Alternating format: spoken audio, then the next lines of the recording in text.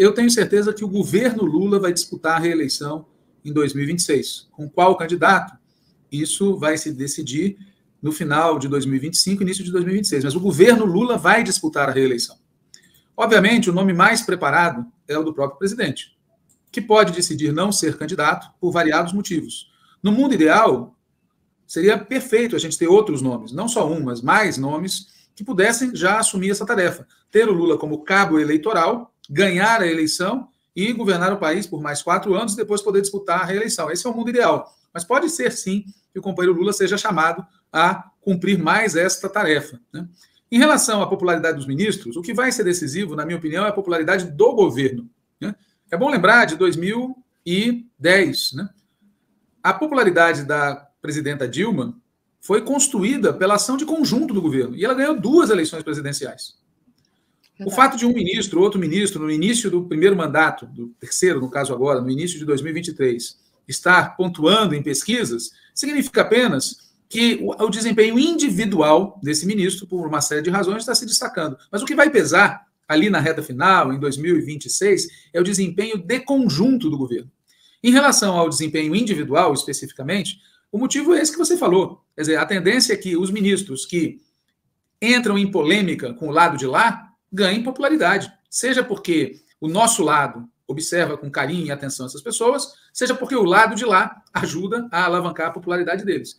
A queda, porque se trata de uma queda das citações ao nosso companheiro Fernando Haddad, deriva do fato de que nos últimas semanas, ele não entrou em polêmica com o lado de lá. Ele entrou em diálogo com o lado de lá. E por isso, a popularidade dele se reduz, enquanto que a popularidade do Flávio Dino e da Marina Silva, que também entrou em polêmica com o lado de lá, crescem. Então, a questão é que os nossos ministros e ministras, a sua popularidade individual depende da, digamos assim, projeção que eles ganham na disputa polarizada com a extrema-direita e ou com o neoliberalismo. Mas, repito pela última vez, o que vai pesar em 2026 é a popularidade do conjunto do governo. Se o conjunto do governo tiver com alta popularidade, o candidato individual pode ser, inclusive, alguém que não esteja despontando com tanto destaque. Desde o início do governo Lula, foram feitas várias pesquisas.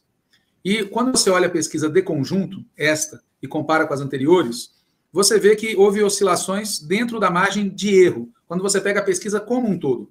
Então, desse ponto de vista, é possível avaliar a pesquisa como sendo um copo meio vazio e um copo meio cheio. Mas quando você vai no detalhe, na minha opinião, o que predominam são os problemas.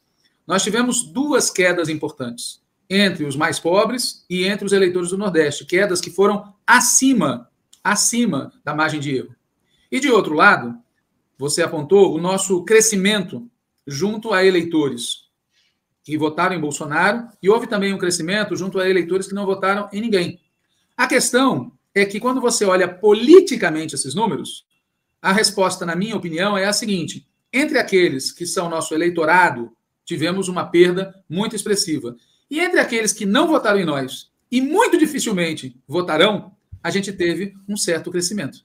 Então, o saldo na política, na minha opinião, é negativo. E, por isso, a gente deve olhar com muita atenção a situação. Eu acho que os sinais são de que as ações do governo estão produzindo efeito numa velocidade menor do que aquela desejada por uma parte dos nossos eleitores. E vamos falar de maneira explícita, nós temos que, em primeiríssimo lugar, atender às expectativas dos que nos deram a vitória.